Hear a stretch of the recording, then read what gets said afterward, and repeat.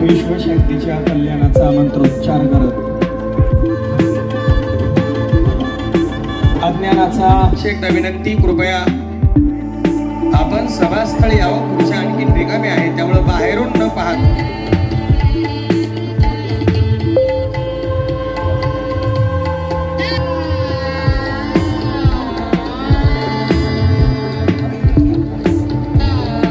Media परिषदेचे ते राज्याध्यक्ष आहेत. यूट्यूब, पोर्टल, इलेक्ट्रॉनिक्स माध्यम या असंघटित आणि विखुरलेल्या तमाम पत्रकार बांधवांना एकत्रित करून न्याय हक्कासाठी नवे संघटन डिजिटल मीडिया परिषद शहरावर असलेल्या तमाम पत्रकार बांधवांच्या वाढदिवसाची नांदेड जिल्हा काँग्रेस कमिटीचे प्रवक्ते, इंग्रजी विषयाचे सर्वोत्कृष्ट शिक्षक, प्रवक्ते, वक्तृत्व अशा विविध अर्थाने नांदेडच्या समाजकारणात, राजकारणात, शिक्षण क्षेत्रात आणि पत्रकारितेत साठी भाविक भक्त येत असतात. माता रेणुकाई हा पुरस्कार सोहळा असतो, पुरस्कार दिले जातं या ठिकाणी, असं मला सांगावंसं वाटतं.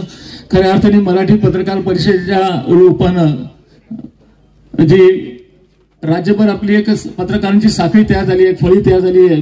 खऱ्या अर्थाने त्याचं कौतुक करावं तेवढं कमी आहे. तर फार मोठी संघटनेचं काम, आपली फार मोठं संघटन या ठिकाणी दिसून येतं.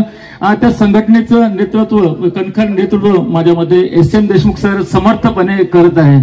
कुठल्याही पत्रकारांना काही अडचणी आल्या किंवा त्यांच्यावर हल्ले झाले किंवा त्यांना मारहाण झाली, मला वाटतं की एस.एम. क्षणाचाही विलंब करतात, त्या ठिकाणी धावून जातात किंवा आंदोलनाच्या रूपाने एक मोठं त्या ठिकाणी एक विरोध निर्माण करतात. अशी एक व्यक्ती म्हणजे या आपल्या मराठी पत्रकार परिषदेला लाभलेली आहे. सर्व पत्रकारांचं या ठिकाणी मनपूर्वक स्वागत करतो. आणि अशाच पद्धतीने म्हणजे कुठं जेव्हा की आपला मेळावा किंवा अधिवेशन एवढ्याच मोठ्या संख्येने आपण उपस्थित राहावं, कारण की जेव्हा सर एक हाक देतात माझ्यामध्ये हजारो पत्रकार धावून येतात. सर्वात मोठी सर म्हणजे मला आता असं वाटतं सर, नेत्यांचं आपण पाहतो पण एका पत्रकार जो नेतृत्व करतो त्यांच्यासाठी सर्वांना परतीचा प्रवास करायचा आहे. अतिशय सुंदर आणि देखणा सोहळा या माहूर नगरीमध्ये हा संपन्न होतो आहे, त्याचा मला खूप अभिमान आहे. आमच्या इथल्या टीमनं अत्यंत तोलामोलाने इतक्या लहान अशा शहरामध्ये आपल्या निवासापासून, भोजनापासून, प्रवासापासून आणि सभेच्या ठिकाणापर्यंतची सर्व व्यवस्था आधी सुरेख आणि चोख पद्धतीने या ठिकाणी केलेली आहे. कार्यक्रमाची यशस्वीता दोन याच्यावरती मोजली जाते, एक गुणवत्तेवरती आणि संख्येवरती. तुम्ही पत्रकार आहेत त्यामुळे आजकाल खुर्च्या रिकाम्या ठरल्या की अत्यंत मोठ्या प्रमाणात बातमी होते, पण या ठिकाणी तसं नाही घडलं. खुर्च्या कमी पडतायत आणि माणसं थांबून आहेत. हे तुमच्या प्रेमाचं प्रतीक आहे. कारण हे प्रेम भरभरून राज्यातून राजकीय सभेला माणसं आणायचं असेल तर आम्हाला 10 वेळेस कसरत करावी लागते. पण आताच प्रस्तावित करताना गोवर्धन शेठनं सांगितले, सरफराजबाईनं सांगितले, सपू दोशांनीनं सांगितले की एका हाकेवर एवढ्या लांबून लोक आलेले. हे तुमच्या प्रेमाचं प्रतीक आहे. ही गेल्या 84 वर्षे या परिषदेची असलेली निष्ठा, गेल्या 84 वर्षापासून या परिषदेची असलेली पत्रकारांसाठी, न्याय हक्कासाठी लढणारी निष्ठा, तळमळ याचं हे प्रतीक आहे. महाराष्ट्रातून अनेक जिल्ह्यामध्ये मी सेवा करत असताना तिथले पत्रकार या ठिकाणी निघत होते, म्हणत होते साहेब आम्ही तुमच्या भागामध्ये येतोय. मलाही खूप आनंद होत होता. मला थोडासा वेळ झाला, मी नागपूरला होतो, रात्री सकाळी पोहोचायला थोडासा वेळ झाला, त्यामुळे मी दिलगिरी व्यक्त करतो. पण सतत सप्पूबाईच्या संपर्कामध्ये मी बराच वेळ मागच्या दिवसापासून तयारीच्या अनुषंगाने आमची चर्चा होत होती. मलाही वाटत होतं कितीही जर टेक्नॉलॉजी पुढे गेली, आजही सकाळी कुठलाही राजकीय पदाधिकारी असो, सामाजिक पदाधिकारी असो, आपल्या नावाची कुठेतरी छोटी बातमी येते का ती व्हॉट्सअपवर फिरवण्यासाठी का असेना तो तिची वाट पाहत असतो, कारण त्याच्या पाठीमागे लपलेली त्याची विश्वासार्हता आहे. टेक्नॉलॉजीवरती एखादी व्हॉट्सअपवरती बातमी आली असेल, त्या बातमीला एखादी विशेष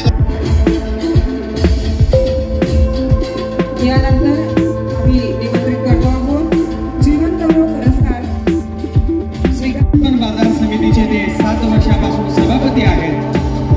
शासन, प्रशासन आणि लोकशाहीच्या चौथ्या आधारस्तंभाचा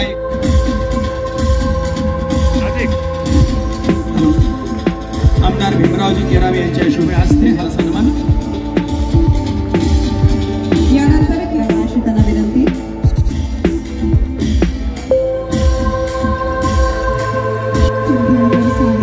मी त्यांना विनंती करते की शिवराजी आसनावरून उठू नये. कृपया पाण्याची. आमदार साहेब, महाराष्ट्रामध्ये असा एकही जिल्हा नाही जिथून आमचे पत्रकार आलेले नाहीत. म्हणजे सिंधुदुर्गमधून आमचे महाजन आलेले आहेत आणि इकडे गडचिरोली मधून आमचे भांडेकर आलेले आहेत. म्हणजे महाराष्ट्रात चांदा ते बांधा आपण जो म्हणतो तर त्या पद्धतीनं ही मंडळी आलेली आहे. आणि आमचं एक धोरण आहे की साधारणतः आम्ही राजकीय लोकांना आमच्या कार्यक्रमाला बोलवत नाही आणि नाही आमच्या राजकीय कार्यक्रमाला कोणी नसतं राजकीय मंडळी तरीही 700-800 पत्रकार परिषदेच्या नावामुळे इथे येतात. म्हणजे आमचं ज्यावेळेस अधिवेशन असतं 2 वर्षांनी त्यावेळेस 3000 पत्रकार उपस्थित असतात. परवा पिंपरी चिंचवडमध्ये अधिवेशन झालं. माननीय मुख्यमंत्री आले होते. त्यांनी मला बाजूला बसल्यानंतर विचारलं, हे खरंच सगळे पत्रकार आहेत का? म्हणजे त्यांना असं वाटलं कार्यकर्ते कुठून तरी धरून आणलेत किंवा गाड्या पाठवून आम्ही लोकांना आणलं का काय. मी म्हटलं याच्यातला कुठलाही एक माणूस निवडा आणि त्याला विचारा तू पत्रकार आहेस का नाही किंवा कुठल्या वर्तमानपत्राचं काम करतोस. सांगण्याचा मुद्दा असा आहे की मराठी पत्रकार परिषदेचं वलय, मराठी पत्रकार परिषदेची परंपरा, मराठी पत्रकार परिषदेचं काम करण्याची पद्धत या सगळ्यामुळं महाराष्ट्रातले मोठ्या प्रमाणात पत्रकार या संघटनेबरोबर जोडले गेलेले आहेत. आणि आपण सगळ्यांनी माझं कौतुक केलं ठीक आहे, परंतु ही माझी पुण्याई नाही, ही पुण्याई आपल्या संस्थेची आहे. 85 वर्ष ही संघटना पत्रकारांचे प्रश्न घेऊन, सामान्यांचे प्रश्न घेऊन, गोरगरिबांचे प्रश्न घेऊन लढते. स्वातंत्र्यपूर्व काळामध्ये ही संघटना स्थापन झाली. स्वातंत्र्य लढ्यामध्ये आमचे त्यावेळेस सगळे पत्रकार लढ्यामध्ये होते. संयुक्त महाराष्ट्राच्या आंदोलनामध्ये किंवा चळवळीमध्ये आचार्य अत्रेपासून महाराष्ट्रातल्या सगळ्या मराठी पत्रकार परिषदेच्या पत्रकारांनी तिथं आपलं योगदान दिलेलं आहे. बिहार प्रेस ऍक्ट आपल्याला माहिती आहे की वर्तमानपत्रावर प्रिंट मीडिया प्रभावी असायचा. प्रिंट मीडियावर अंकुश ठेवण्यासाठी बिहार सरकारनं एक बिल आणलं आणि त्या बिलाच्या माध्यमातून आपलं वृत्तपत्र स्वातंत्र्य धोक्यात येत होतं. त्या विरोधामध्ये विजय जोशी सर प्लीज, त्या विरोधामध्ये देशामध्ये कोणी बोलत नव्हतं. मराठी पत्रकार परिषदेनं 1982 मध्ये आंदोलन केलं आणि आमचे 85 पत्रकार जवळपास महिनाभर तुरुंगामध्ये होते त्या आंदोलनामध्ये. अशा पद्धतीची ही चळवळ आहे. आणि 2000 नंतर पत्रकारांचे वेगवेगळे प्रश्न घेऊन विशेषतः ग्रामीण भागात आमचा जो बलस्थान आहे तो प्रामुख्यानं ग्रामीण भाग आहे. म्हणजे आपल्याला सगळ्यांना माहिती आहे अशा गावातून ही मंडळी आलेली आहे. तुम्ही जसं मागाशी म्हणलात की किनोट कुठे माहित नाही लोकांना, तसं आमचं तालेरे कुठं आहे, आमचं सागरी कुठं आहे, आमचं माजलगाव कुठं आहे, आमची वडोली कुठं आहे हे माहीत नसणारा मोठा वर्ग महाराष्ट्रामध्ये आहे. आणि अशा भागातून ही मंडळी इथे आलेली आहे. त्यांचं कौतुक करण्यासाठी आपण इथे उपस्थित आहोत. आपापल्या भागामध्ये म्हणजे आम्ही मराठी पत्रकार परिषदेच्या माध्यमातून तर ही कामं करतोच, परंतु ही जी काही मंडळी आहे, आपण थोडं उशिरा आलात. सुरुवातीला आम्ही या लोकांनी काय काय काम केले ही आम्ही क्लिप दाखवली. म्हणजे आम्ही ज्या 9 पत्रकार संघांना पुरस्कार दिलेले आहेत आणि 2 जिल्हा पत्रकार संघांना पुरस्कार दिलेले आहेत, त्यांनी काय काम केलं. म्हणजे आम्ही आमच्या हक्कासाठी आमदार साहेब भांडतो, आमच्या प्रश्नासाठी लढा देतो, रस्त्यावर उतरतो, हे सगळं करतो, परंतु सामान्यांशी आमची काही बांधिलकी आहे. सर्वसामान्यांचं आम्ही काही देणं लागतो ह्या भूमिकेतून आम्ही काम करतो. म्हणजे आमची इथे रायगडची मंडळी आहे. नद्यावर बांध बांधणं आणि लोकांना पाण्याची व्यवस्था करून देणं हे काही पत्रकारांचं काम आहे का? तर नाही. कोकणातले रत्नागिरीचे लोक आहेत, रायगडचे लोक आहेत, सिंधुदुर्गचे लोक आहेत.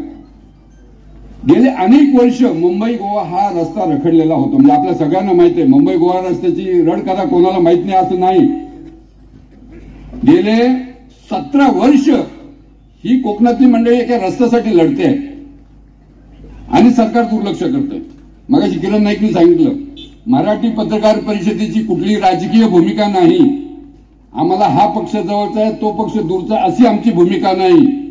आम्ही आमच्या हक्कासाठी भांडतो, सर्वसामान्यांना न्याय मिळवून देण्यासाठी भांडतो आणि सर्वसामान्यांचे दुःख घेऊन जे सरकार प्रयत्न करेल किंवा जे सरकार आमचं ऐकेल त्यांच्याबरोबर आम्ही असतो. जे सरकार ऐकणार नाही त्यांच्या विरोधामध्ये आम्ही असतो.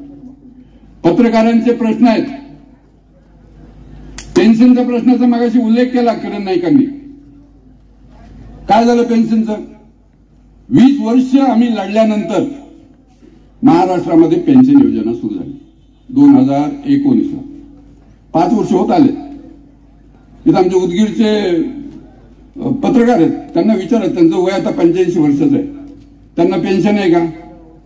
सरकारने 6 जानेवारीला जाहिरात काढली आणि पत्रकारांसाठी काय काय केलं याची यादी सरकारने 6 जानेवारी आमचा पत्रकार दिन असतो त्या दिवशी ती यादीमध्ये आहे की पत्रकारांना आम्ही 11,000 पेन्शन देता. किती पत्रकारांना दिली पेन्शन? महाराष्ट्रामध्ये गेल्या 5 वर्षामध्ये केवळ 127 पत्रकारांना पेन्शन मिळते आणि त्याच्यातले जवळपास 20-22 पत्रकारांचं निधन झालेलं आहे. आपली मागणी आहे मित्रांनो, सरकारनं काय केलंय? पत्रकार पेन्शन योजना, पत्रकार आरोग्य योजना, पत्रकार पुरस्कार योजना ह्या सगळ्या योजना एकत्र केलेल्या आहेत. केराम साहेब, सरकारनं 50 कोटी रुपये कॉर्पस फंडामध्ये ठेवले आणि त्या 50 कोटीच्या व्याजातून ह्या सगळ्या योजना सरकार चालवत आहे. ते व्याज ह्या योजना पूर्ण करण्यासाठी पुरत नाही. आम्ही वारंवार मुख्यमंत्री साहेबांना विनंती केली की आता हे कॉर्पस फंड वगैरे काही होणार नाही. महाराष्ट्रामध्ये असे 300 पत्रकार आहेत जे पत्रकार पेन्शन योजनेला पात्र आहेत परंतु त्यांना ती योजनेचा फायदा मिळत नाही. का? तर सरकारकडे पैसे नाही. म्हणून आम्ही अर्थमंत्री असतील अजित पवार, मुख्यमंत्री असतील, फडणवीस साहेब असतील, या सगळ्यांना विनंती केलेली आहे की हे कॉर्पस फंडचं बंद करा आणि थेट बजेटमध्ये प्रोव्हिजन करा पत्रकारांना पेन्शन देण्याची. असं जर झालं तर पैशाचा प्रश्न येणार नाही आणि तांत्रिक मुद्दे उपस्थित करून आपलं जे पेन्शन नाकारलं जातं ना ते सगळं बंद होईल. म्हणजे थोडं विस्ताराने बोलणार आहे. तुम्ही सगळे ग्रामीण भागातून आलात त्यामुळे तुम्हाला या सगळ्या गोष्टीची माहिती झाली पाहिजे म्हणून मी सांगणार आहे. म्हणजे सरकार एकीकडे सांगतंय की पेन्शनसाठी अधिस्वीकृतीची गरज नाही, म्हणजे अधिस्वीकृती कार्ड असलं पाहिजे असं नाही, आणि दुसरीकडे असं सांगतंय की सरकारकडे पैसे नाही. महाराष्ट्रामध्ये असे किमान 50 पत्रकारांची मी आत्ता नावं सांगू शकतो की जे पूर्णपणे पात्र आहेत. आमचे धुळ्याचे गोपी लांडगे इथं आले नाहीत वाटतं. त्या 75-76 वर्षाचं वय, 40 वर्ष ते एक साप्ताहिक 1 चलोरे नावाचं साप्ताहिक चालवतात.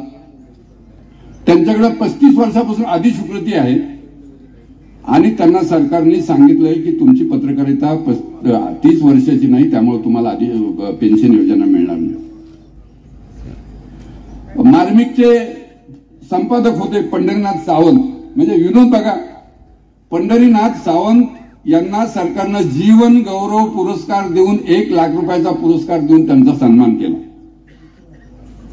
का? तर त्यांनी पत्रकारितेमध्ये मोठं योगदान दिलेलं आहे वगैरे. आणि ह्याच पंढरीनाथ सावंत यांनी ज्यावेळेस अर्ज केला सन्मान योजनेसाठी, पेन्शन योजनेसाठी, त्यावेळेस त्यांना असं सांगितलं गेलं की तुमची पत्रकारिता 30 वर्षाची नाही. म्हणजे इकडे सरकार 1 लाख रुपये देऊन त्यांचा उत्कृष्ट पत्रकारितेमध्ये काम केल्याबद्दल सत्कार करतंय. राज्यपाल मुख्यमंत्र्यांच्या हस्ते सत्कार झाला आणि ज्यावेळेस त्यांना पेन्शन द्यायची वेळ आली त्यावेळेस सरकार सांगते नाही तुमची पत्रकारिता 30 वर्षाची झालेली नाही. मी फडणवीस साहेबांना त्यावेळेस म्हटलं, आम्ही भेटलो त्यांना, मी म्हटलं ते जर पेन्शन योजनेसाठी पात्र नसतील तर मग त्यांना जीवन गौरव पुरस्कारासाठी कसे काय पात्र ठरवता तुम्ही? त्यांचा जीवन गौरव पुरस्कार परत घ्या.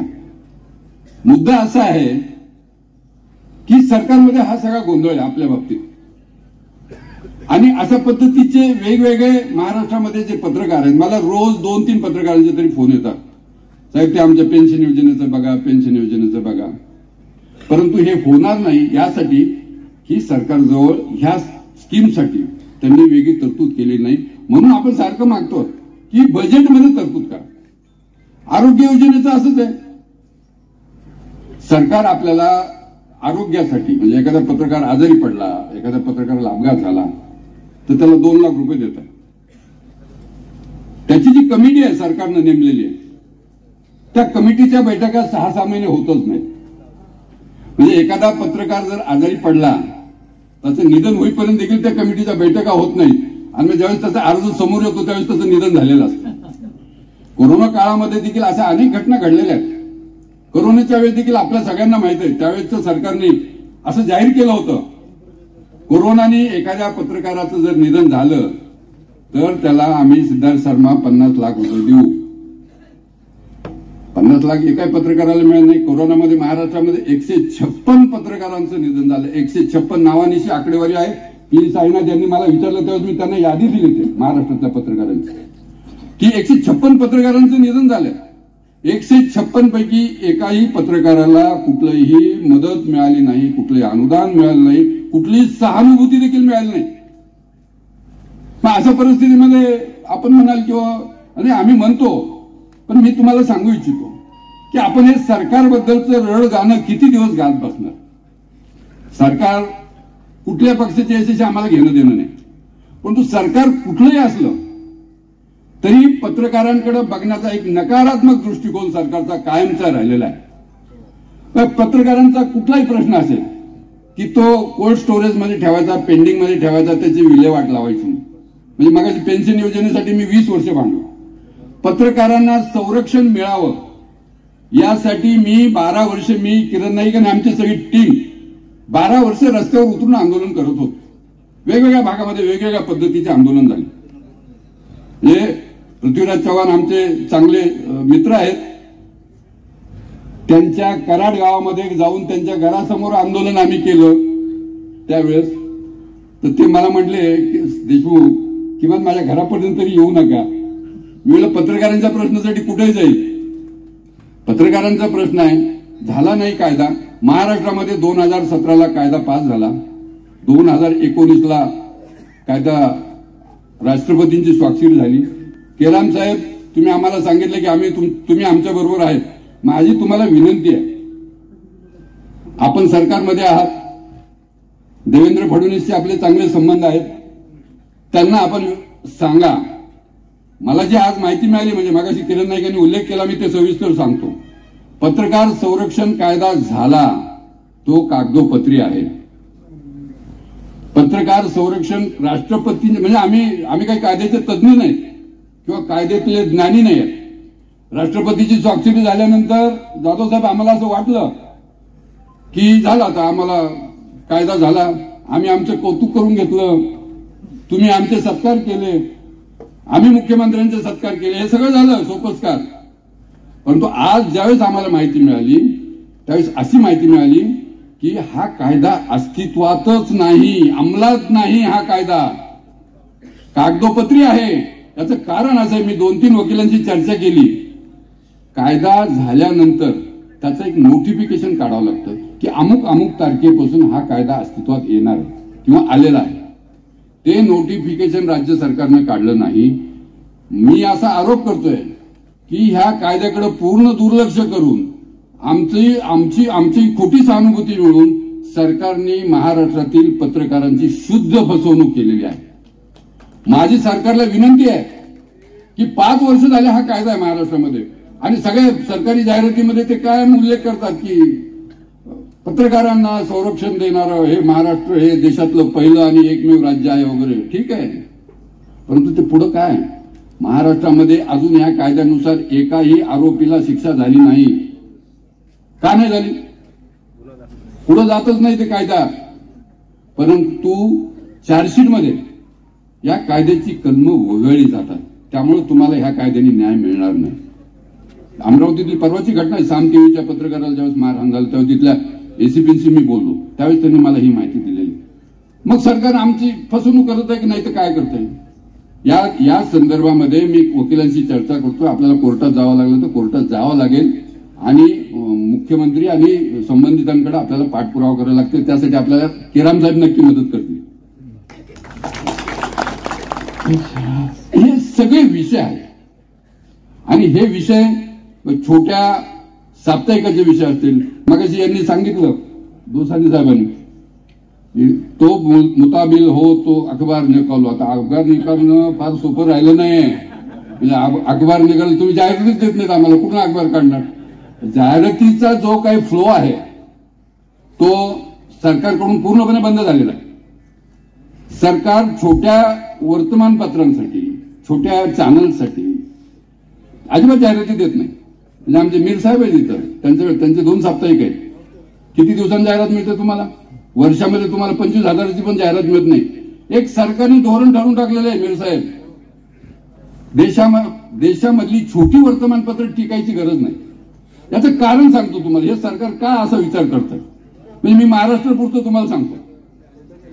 महाराष्ट्रामध्ये एक 6-7 मोठी दैनिक आहे आणि त्यांची रीडरशिप जवळपास महाराष्ट्रातल्या 80-85% जे काही वाचक आहे, महाराष्ट्राला वर्तमानपत्र वाचणारा जो वाचक आहे त्याच्या 85% वाचक हा ही 7 वर्तमानपत्र वाचतो किंवा 7 वर्तमानपत्र त्याच्या घरी येतात. मग राहायला 15% वाचक. उद्या समजा महाराष्ट्राचा मी मुख्यमंत्री झालो तर मी विचार काय करेल की अरे बाबा ह्या 7 लोकांना पकडलं किंवा ह्या 7 लोकांना ताब्यात घेतलं, सगळं मीडिया माझ्या ताब्यात आला ना.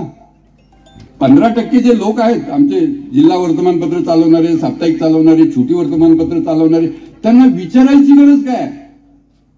आपल्यापैकी अनेकांना माहित असेल, दोसांनी साहेब तुम्हाला कदाचित माहित असेल, नंदू संतांना माहित असेल, अंतुले साहेब मुख्यमंत्री असताना त्यांनी महाराष्ट्रातल्या साप्ताहिकवाल्यांची आणि छोट्या वर्तमानपत्रवाल्यांची ताजमध्ये बैठक घेतली होती. ताजमध्ये तुम्ही होते. का घेतली होती? त्यावेळेस हा जो मीडिया आहे तो भांडवलदारांच्या ताब्यात गेलेला नव्हता आणि त्यांना हे माहित होतं की समजा आमदार केराम किनवट माऊरमध्ये असतील तर त्यांना नांदेडच्या वर्तमानपत्रांना जपावं लागणार. त्यांना तिकडं लोकसत्ता काय म्हणतो, महाराष्ट्र टाइम्स काय म्हणतो, याच्यापेक्षा गोदातीर समाचार काय म्हणतो, प्रजावाणी काय म्हणतो किंवा आणखी स्थानिक जे काही वर्तमानपत्र आहे ते काय म्हणतात हे त्यांच्या दृष्टीने महत्वाचं आहे. आणि अंतुले साहेबांना हे माहित होतं ही छोटी वर्तमानपत्र किती कामाची आहेत आपल्या व्यक्तिगत त्या मतदारसंघाच्या दृष्टीनं. आणि म्हणून त्यांनी छोट्या वर्तमानपत्रांच्या साप्ताहिकवाल्यांना बोलावलं ताजमध्ये आणि ताजमध्ये त्यांची बैठक घेऊन त्यांचे जे काही प्रश्न आहेत त्यावेळेसचे ते त्यांनी सोडवलेले होते. आणि हे सगळं करत असताना एक सहानुभूतीची लाट अंतुलेंबद्दल त्यावेळेस सगळ्यांना निर्माण झाली होती. आणि छोटी वर्तमानपत्र टिकली पाहिजेत, छोटी वर्तमानपत्र जगली पाहिजेत अशी भूमिका त्या वेळेसच्या सरकारांमध्ये होती. आज आपण चित्र वेगळं बघतो. छोट्या वर्तमानपत्रांची गरज नाही, मग त्यांचे जाहिरातीचे दर कमी करा, त्यांच्या जाहिरातीचे जे शेड्यूल आहेत ते कमी करा आणि ह्या सगळ्या जाहिराती इलेक्ट्रॉनिक मोठ्या वर्तमानपत्रांकडे द्या, अशा पद्धतीची एक भूमिका आहे. म्हणजे सरकारला छोटी वर्तमानपत्र जगू द्यायची नाहीत. याचं कारण असं आहे की देशातला, मगाशी सांगितलं ना, देशातला 85% मीडिया हा 20 ते 25 भांडवलदारांच्या ताब्यात आहे. मोठे तुम्ही नावं घ्या, म्हणजे आता कोणाचं नाव घेतलं तर वाईट वाटेल कोणाला, पण रिलायन्स असेल, अदानी समूह असेल किंवा आणखी जी मोठी जे एबीपी माझाचा समूह असेल, ह्या लोकांच्या चॅनलची संख्या बघा. रिलायन्सकडं 35 चॅनल्स, एबीपी माझ्याकडं 10-15 चॅनल्स, टाइम्स ग्रुपकडं 10-12 पब्लिकेशन्स. तर हा सगळा मीडिया ठराविक भांडवलदारांच्या हातामध्ये केंद्रित झालेला आहे. आणि मी आपल्याला सांगू इच्छितो, माध्यमांची ही एकाधिकारशाही ही केवळ तुम्हा आम्हाला नाही तर लोकशाहीला देखील धोकादायक आहे, हे आपण लक्षात ठेवलं पाहिजे मित्रांनो. उद्या देशामध्ये कुठल्या पक्षाला निवडून आणायचं, उद्या देशामध्ये काय वातावरण करायचं, ही 25 लोक ठरवू शकतात. हे 25 लोक ठरवू शकतात किंवा ठरवतात. त्यामुळं आपल्याला ही काही एकाधिकारशाही आहे याच्याकडे गांभीर्यानं पुढच्या काळामध्ये पाहावं लागणार. आणि हे जर आपण पाहिलं नाही तर आपण प्रवाहपतीत होत गेलो किंवा आता आपण फारच छोटे पडतो असं म्हणत गेलो तर ते काय योग्य होणार नाही. आणि या सगळ्या आव्हानांना जर तुम्हाला तोंड द्यायचं असेल तर यांनी सांगितल्याप्रमाणे अखबार नाही काढलं तरी हरकत नाही. अखबार नाही काढलं तरी हरकत नाही. आपण युट्यूब चॅनल तर काढू, त्याला काही पैसे लागत नाही. त्यांनी नाही जाहिरात दिल्या तरी आपण काढू शकतो. मी सांगतो सगळ्यांना, तालुका पातळीवर असेल, जिल्हा पातळीवर असेल, युट्यूब चॅनल जर आपण सुरू केले आणि लोकांचे प्रश्न मांडायचा प्रयत्न केला तर ही काही सरकारची जी काही धोरण आहे भांडवलदारांना च्या ताब्यात माध्यमं द्यायची, त्याला कुठेतरी निश्चितपणे आळा बसू शकेल. आता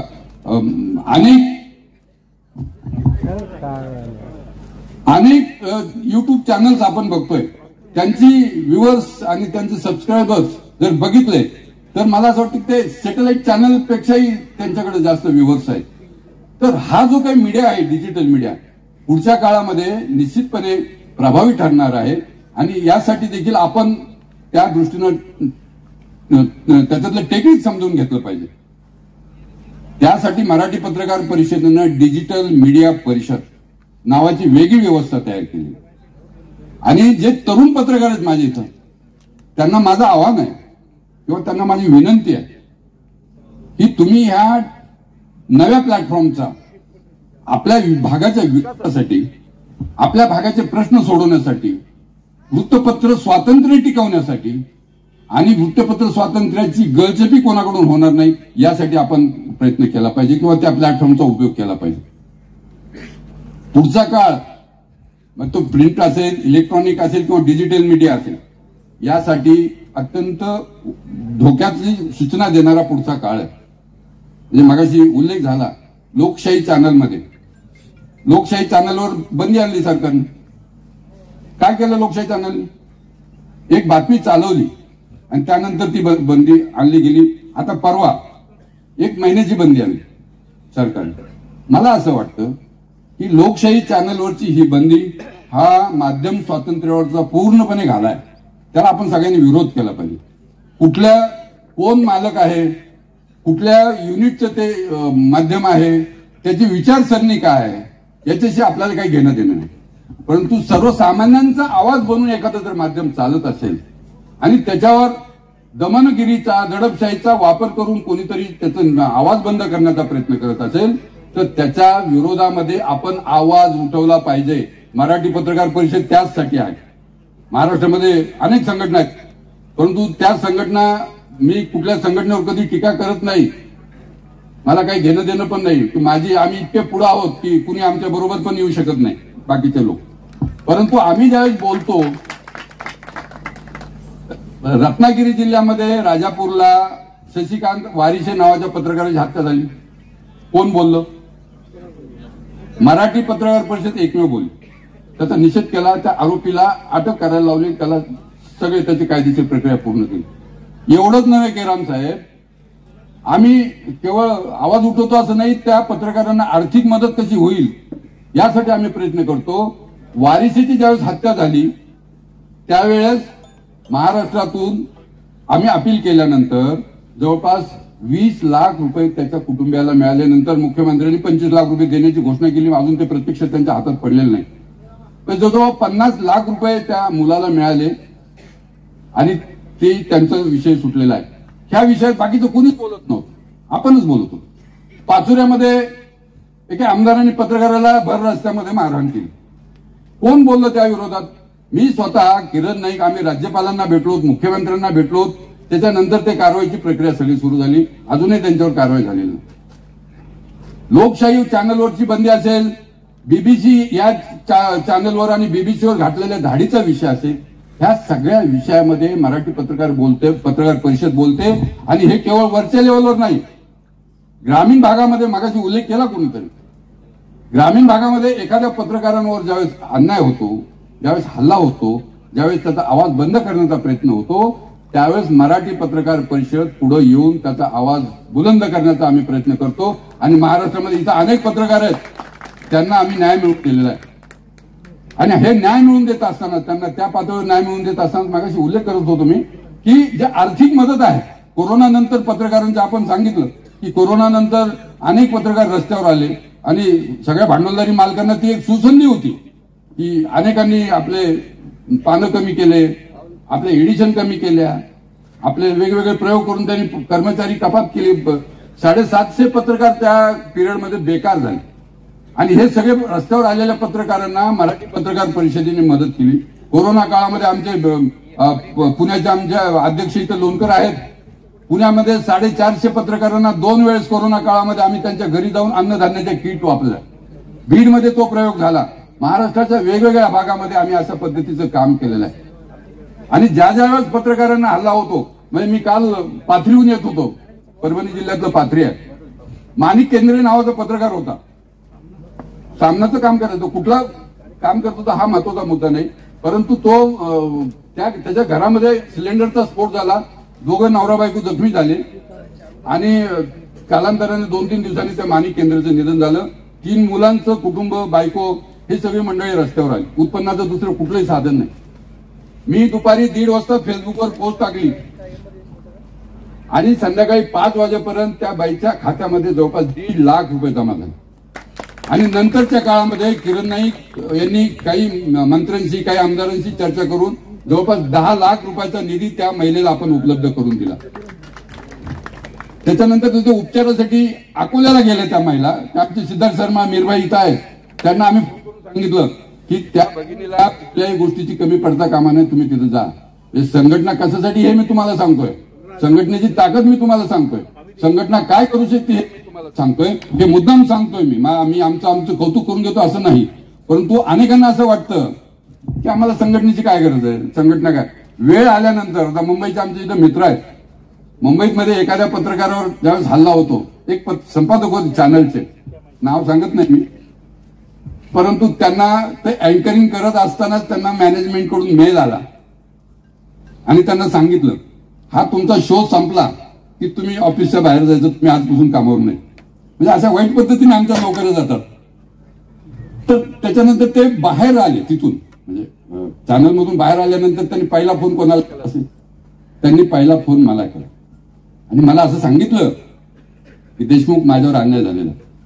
अशा पद्धतीनं, अशा इतक्या वाईट पद्धतीनं मला चॅनलमधून काढलं गेलं संपादकाच्या, मुख्य संपादकाच्या पदावरून, की त्याच्या विरोधात तुम्ही आवाज उठवा. आणि मी लढलो, त्यासाठी लढलो, मॅनेजमेंटशी लढलो. आमचा पुण्यातला एक पांडुरंग, काय नाव त्याचं, पांडुरंग रायकर नावाचा पत्रकार होता. एका चॅनलमध्ये तो काम करायचा आणि चॅनलचं रिपोर्टिंग करता करता त्याला कोरोनाची कुठल्या तरी कार्यक्रमाला पाठवलं, तिथं कोरोना झाला आणि 4 दिवसांनी त्याचं निधन झालं. नगर जिल्ह्यातला होता, होलम आमच्या इथं आहेत. त्याचं निधन झाल्यानंतर मॅनेजमेंटने हात वर केले आणि अशा परिस्थितीमध्ये आम्ही त्याला 10 ते 12 लाख रुपयाची मदत त्याच्या कुटुंबियांना मिळवून देण्याचं काम केलं. महाराष्ट्रामध्ये गेल्या 4 वर्षामध्ये जवळपास साताऱ्याचे अरुण देशमुख आहेत, त्या अरुण देशमुखचे देखील असे अनेक किस्से आहेत. गेल्या 4 वर्षामध्ये महाराष्ट्रामध्ये अशा ज्या गरजू पत्रकारांना जवळपास 80 लाख रुपयाची मदत आपण मिळवून दिलेली आहे. आणि म्हणून मी सांगतो की आपण प्रत्येक वेळी सरकारच्या नावानं ओरडायची गरज नाही. आपण आपल्यासाठी काय करतो, आपल्याला असं वाटलं पाहिजे कधीतरी की आपण समाजासाठी करतो, लोकांसाठी करतो. आपण आपल्यासाठी काही करत नाहीत, हे आपल्यात सगळ्यात मोठं दुर्दैव आहे. म्हणजे आपण थोडे पांढरपेशी आहोत, व्हाईट कॉलर आहोत. आम्हाला आमची दुःख मांडायची लाज वाटते, पत्रकारांच्या व्यथा सांगण्याची आम्हाला लाज वाटते. परंतु हा पिरियड केलाय म्हणजे समाजाला असं वाटत असतं कायम की पत्रकार म्हणजे कसा, की सामनामधला निळू फुले किंवा वगैरे, त्या खांद्यावर शबनम टाकले, फाटकी चप्पल घेऊन चाललाय रस्त्याने, या पद्धतीनंच पत्रकारांनी आजही राहायला पाहिजे. मुद्दा असा आहे की कोणी तुमच्या बरोबर नाही, समाज तुमच्या बरोबर नाही, सरकार तुमच्या बरोबर नाही. ज्यांच्यासाठी आपण लढत असतो ती मंडळी आपल्यासाठी नाही. तर अशा परिस्थितीमध्ये आपण आपल्यासाठीच लढलं पाहिजे, आपल्यासाठी काही केलं पाहिजे, ही भूमिका आपल्या आता मराठी पत्रकार परिषदेची.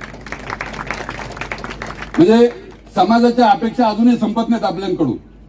म्हणजे लोक तुम्हाला सांगतात की पत्रकारांनी कसं असलं पाहिजे, पत्रकारांनी कसं राहायला पाहिजे, पत्रकारांनी आपलं, अनेकदा लोक मार्गदर्शन करतात की मग मला कोणतरी जुन्या काळातले आनंद भालेरावांचं उदाहरण देतं, कोणीतरी रंगाअण्णा वैद्यांचं उदाहरण देतं, ते कसे वागत होते, तुम्ही कसे वागता.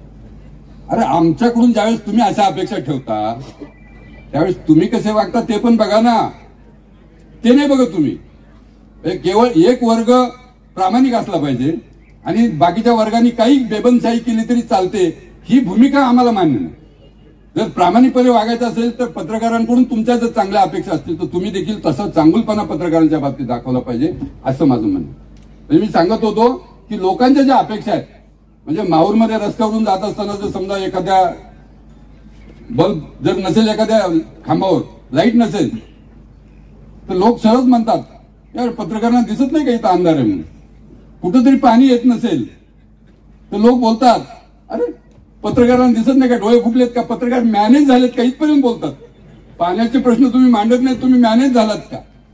परंतु ज्या ज्या वेळेस माझं सांगणं आहे, म्हणजे मी तुम्हाला पुरस्कार यासाठी दिलेले आहेत आपण की तुम्ही सामाजिक काम भान ठेवून काम करता, परंतु माझी समाजाकडून अपेक्षा आहे मित्रांनो, ज्यावेळेस तुम्ही आमच्याकडून अपेक्षा ठेवता त्यावेळेस आमच्या देखील तुमच्याकडून काही अपेक्षा आहेत.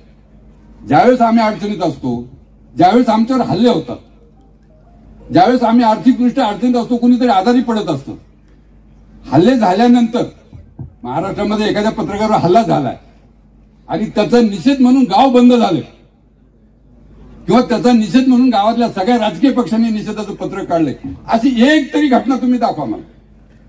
एक देखील घटना अशा पद्धतीची नाही की तुमच्यासाठी गाव बंद झाले. एखाद्या नेत्याला जर मारहाण झाली, एखाद्या नेत्याला शिवीगाळ झाली की फटाफट दुकानं बंद होतात, रस्त्यावर बॅनर लागतात, निषेधाचे फलक लागतात. आमच्यासाठी कुणी निषेधाचं पत्रक पण नाही काढू. पण तुम्ही आमच्याकडून कशा अपेक्षा ठेवता. प्रेम हे दुहेरी असलं पाहिजे. दोसांनी साहेब दुहेरी प्रेम असलं पाहिजे. एकतर्फी प्रेम करून काही होणार नाही ना. आम्ही तुमच्यावर प्रेम करायचं आणि तुम्ही आमचा दुस्वास करायचा, तर हे काही चालणार नाही, काही आम्हाला मान्य नाही. म्हणून फंड उभा करून महाराष्ट्रातल्या गरजू ग्रामीण भागातल्या पत्रकारांना कसा आपल्याला आर्थिक हातभार लावता येईल त्याच पद्धतीनं प्रयत्न करायला पाहिजे. आमची मुंबईची टीम येत आहे. आरोग्याच्या संदर्भामध्ये आम्ही एक युनिट तयार केलंय केराम साहेब, की एखादा पत्रकार ग्रामीण भागामध्ये, म्हणजे आम्ही 3 डिसेंबरला महाराष्ट्रामध्ये, म्हणजे हा जागतिक रेकॉर्ड आहे. 3 डिसेंबरला महाराष्ट्रामधल्या, परवाच्या 3 डिसेंबरला महाराष्ट्रातल्या विनयताई 12,000 पत्रकारांची एका दिवशी आम्ही आरोग्य चाचणी केली. एका दिवशी महाराष्ट्रात.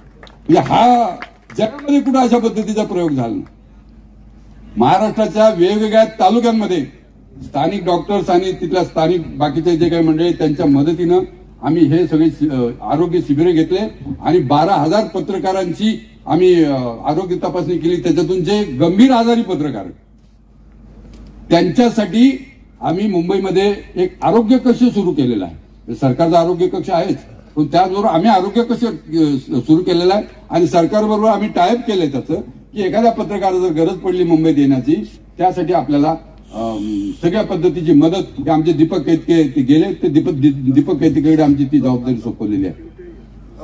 मी हे सांगत असताना एक उदाहरण मी मुद्दाम सांगेल की परभणीतले आमचे नाईकवडे आहेत. शिवाजी क्षीरसागर नावाचा पत्रकार होता, त्याला कॅन्सर झाला, ब्लड कॅन्सर. बरं, आपल्यापैकी अनेकांना मुंबई माहित नाही आणि मुंबईला जायचं म्हटलं तरी 2 दिवस आपण दबावाखाली असतो की आता मुंबईला जाऊन राहायचं कुठं, काय, कोणाला भेटायचं काय.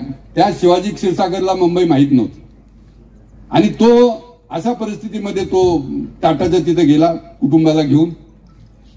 किरण नाईक आहेत. मला ज्यावेळेस परभणीतून नाईकवाड्यांचा फोन आला की असा पत्रकार तिथे गेला आणि त्याला टाटामध्ये कोणी विचारत नाही, मी पुण्याहून गेलो आणि किरण नाईक त्याला भेटायला गेलो. तुम्हाला सांगतो माझा आज अंगावर काटा येतो. किरण नाईक यांच्या गळ्यामध्ये, मी थोडा भावनावियोग असल्यामुळे मी लांबच उभा राहिलो की लगेच माझ्या डोळ्यात पाणी येत आहे, मी थांबत नाही तिथं. किरण नाईकच्या गळ्यामध्ये पडून तो शिवाजी क्षीरसागर रडत होता आणि आम्ही त्याला नंतर टाटामध्ये ऍडमिशन मिळवून देण्यापासून त्याचे 6 महिन्याची राहायची व्यवस्था, मुख्यमंत्री फंडातून मदत आणि पंतप्रधान फंडातून 5 लाख रुपयाची मदत आणि मुख्यमंत्री फंडातून 2 लाख रुपयाची मदत मिळवून दिली. नंतर 2.5 ते 3 वर्ष तो ह्या सगळ्या मदतीने जगला. नंतर त्याचं निधन झालं बिचाराचं. परंतु त्याचा पुढचा वाढदिवस होता, तो त्याने मला मुद्दाम फोन केला त्या शिवाजीनं आणि सांगितलं, साहेब हा वाढदिवस तुमच्यामुळे मी साजरा करतो. संघटनेची जी आपण ताकद म्हणतो, संघटना कशासाठी म्हणतो, अनेकदा आपण बोलतो. कुठेतरी आपण तिकडं रायगडला फिरायला गेलेलो असतो, रत्नागिरीत राजापूरला फिरायला गेलो होतो, तिकडे ऍक्सिडेंट होतो, आपल्या कोणी ओळखीचं नसतं. अशा वेळेस कोण मदतीला येत आहे. म्हणजे आमचे हे हरीश पटणे आहेत, साताऱ्यामध्ये एका पत्रकाराला ऍक्सिडेंट झाला, पेनचे पत्रकार होते ते, त्यांना ऍक्सिडेंट झाला. त्यांनी सांगितलं मला की सर इथे ऍक्सिडेंट झालाय आणि समोरचा माणूस गेलाय आणि आम्ही सगळे घाबरलेलो. हरीश पटणे यांना मी फोन केला आणि 5व्या मिनिटाला त्याची टीम त्या घटनास्थळावर दाखल झाली आणि आपण त्या पत्रकारांना सगळ्या प्रकारची मदत त्यांनी करून दिली. संघटनेची ही ताकद आहे, संघटनेची ही भूमिका आहे आणि संघटनेबरोबर आपण कशासाठी राहायचं हे मी तुम्हाला सांगतो. मी आपल्या सगळ्यांना परत एकदा विनंती करेन की आपण पुढचा काळ अत्यंत अवघड आहे, कठीण आहे. ह्या काळामध्ये आपल्याला एकजूट असल्याशिवाय, आपण एकत्र झाल्याशिवाय पर्याय राहणार नाही. मग कोण कुठल्या संघटनेमध्ये आहे, म्हणजे मगाशी किरण नाईकने सांगितलं अनेक संघटना निघतात. संघटना निघायला तर माझा विरोध नाही त्या संघटनेला, माझा मालकांच्या संघटनेला मात्र विरोध आहे. जाता जाता मी सांगतो की मालकांनी मराठी पत्रकार परिषदेची चळवळ ही जी काही आज दिसते चळवळ, मराठी पत्रकार परिषदेची ही चळवळ मोडून टाकण्यासाठी अनेक पद्धतीचे प्रयत्न होताना दिसत आहेत. त्याच्यामध्ये एक जे मोठे भांडवलदार मालक आहेत त्यांनी स्वतःची एक पत्रकार संघटना सुरू केली आहे. म्हणजे केराम साहेब, पूर्वी आम्ही मोठ्या वर्तमानपत्रामध्ये काम करत असताना आमच्या वर्तमानपत्रांमध्ये ज्या कामगारांच्या संघटना होत्या त्या अगोदर ह्या मालकांनी खाऊन टाकल्या. म्हणजे कामगार सिटूची संघटना असायची, इंटकची संघटना असायची, भारतीय मजदूर संघाची संघटना असायची. ह्या संघटनांना बाजूला करून मालकांनी आपले पिद्दे बसून आपल्या संघटना तिथे निर्माण केल्या. म्हणजे ही कामगारांची चळवळ वर्तमानपत्रांपुरती ही अशा पद्धतीने मोडून टाकली गेली. आत्ता मराठी पत्रकार परिषदेने महाराष्ट्रामध्ये जी जागृती निर्माण केली आहे, पत्रकारांमध्ये जी एकजुटीची भावना निर्माण केलेली आहे, पत्रकारांमध्ये जे संघर्षाची भूमिका तयार केलेली आहे, ही सगळी संघर्षाची भूमिका ही महाराष्ट्रातल्या काही लोकांना डोळ्यावर येते. काही लोकांना असं वाटतं की पत्रकारांनी एकजूट होता कामा नये, पत्रकारांनी एकत्र येता कामा नये. पूर्वी अनेक नेते असं म्हणायचे की 2 पत्रकार आहेत ना, तुम्ही एकत्र येऊ शकत नाही. परंतु आज 700 पत्रकार जर एका हाकेवर येत असतील तर महाराष्ट्रामध्ये हा निश्चितपणे परिवर्तन झालेले आहे, निश्चितपणे बदल झालेले आहे. आणि आम्ही आमच्यातले मतभेद, आम्ही बुद्धिजीवी आहोत, आमचे मतभेद राहणारच, परंतु हे मतभेद बाजूला ठेवून एका झेंड्याखाली, एका बॅनर खाली एकत्र आलं पाहिजे. ही भूमिका घेऊन आज आपण ही चळवळ निर्माण करतोय आणि ह्या चळवळीला न असेल काही तर त्याच्यापासून सावध राहायला पाहिजे. बेसिक जे पत्रकारांचे प्रश्न आहेत, बेसिक ज्या गरजा आहेत पत्रकारांच्या, बेसिक जे विषय आहेत ते विषय घेऊन मराठी पत्रकार परिषद पुढे जाते. फालतू आश्वासन आम्ही कधी देत नाही, कोणाला घरं बांधून देण्याच्या गोष्टी करत नाहीत, कोणाच्या मुलांना नोकरी लावून देण्याच्या गोष्टी करत नाहीत. माध्यम स्वातंत्र्य टिकलं, आम्हाला मजिटिया मिळाला, मजिटिया जर आम्हाला मिळाला तर आम्हाला ग्रामीण भागातल्या पत्रकारांना 7,000 रुपये पगार कसाही मिळू शकतो. त्यासाठी आम्ही लढतो. त्यासाठी पत्रकारांचा स्वाभिमान दुखावणार नाही अशा पद्धतीची भूमिका घेऊन आपण पुढच्या काळामध्ये देखील पुढे जाणार आहोत. आणि त्यासाठी मगाशी किरण नाईक यांनी सांगितल्याप्रमाणे तुमच्या सगळ्यांचं पाठबळ, तुमच्या सगळ्यांचं सहकार्य, तुमच्या सगळ्यांचं मार्गदर्शन आणि तुमच्या सगळ्यांची एकजूट आम्हाला हवी आहे. ती एकजूट ह्या मेळाव्यापासून जात असताना ही आपण भावना घेऊन जावं, ही आपण भूमिका घेऊन जावं की आता यापुढं आपल्याला एकत्र राहण्याशिवाय पर्याय नाही. आणि त्या दृष्टीने आपण पुढचे वाटचाल करावी अशी मी आपल्याला विनंती करतो. महाराष्ट्रामध्ये ज्या 9 तालुका पत्रकार संघ आणि 2 जिल्हा संघांना पुरस्कार मिळाला त्या जिल्हा संघांचं मी मनपूर्वक अभिनंदन करतो. आणि केराम साहेब, किनवट असेल, माहूर असेल, ही माझी फार प्रेमाची गाव आहे. ते यासाठी की 30 वर्षापूर्वी केराम साहेब ज्यावेळेस पहिल्यांदा आमदार झाले त्यावेळेस मी त्यांना फोन करून त्यांचं अभिनंदन केलं होतं. ते ग्रामीण भागातला तरुण, त्यावेळेस तरुण होते, ते आजही तरुणच आहेत तसे, पण ते ग्रामीण भागातला तरुण एका प्रस्थापित नेत्याचा पराभव करून आमदार झाला, ही माझ्यासाठी त्यावेळेस फार कौतुकाची गोष्ट होती. ते चळवळीतले आहे. ग्रामीण भागामध्ये त्यांनी मागाशी सांगितलं की जे चळवळ आहे, आदिवासी भागातली जी चळवळ आहे, सर्वसामान्यांची चळवळ आहे, त्याचं प्रतिनिधित्व ते त्या काळात करत होते. आणि म्हणून केराम आमदार झाल्यानंतर मला त्यावेळेस निश्चितपणे आनंद झाला. आणि ह्या भागातले प्रश्न याच्यामध्ये मोठा फरक आहे. सर्वसामान्यांचे प्रश्न आणि तुम्ही ते घेऊन चालत होता, तुम्ही ते घेऊन नेतृत्व करत होता, त्याचं मला त्यावेळेसही अप्रूप वाटायचं. बऱ्या मधल्या काळामध्ये आपली कधी भेट झाली नाही, परंतु मी आपल्या कामाची, आपल्या बातम्या निश्चितपणे ऐकत असतो, बघत असतो, आपलं काम बघत असतो. आपण ह्या सगळ्या मेळाव्याला मदत केली, नगराध्यक्षांनी आम्हाला सगळ्यांनी मिळवून केली, त्यांचं मी अभिनंदन करतो. आणि एवढी शेरो शायरी माहूरमध्ये आहे याची मला कल्पना नव्हती. हा, शेर आणि शायर दोघं आहेत. आणि दुसरी गोष्ट म्हणजे शेरोशायरी तर आपण सगळ्यांनी ऐकली. शेरोशायरीला कुणी वन्स मोर करत नाही, पण आपण सगळ्यांनी वन्स मोर केलं.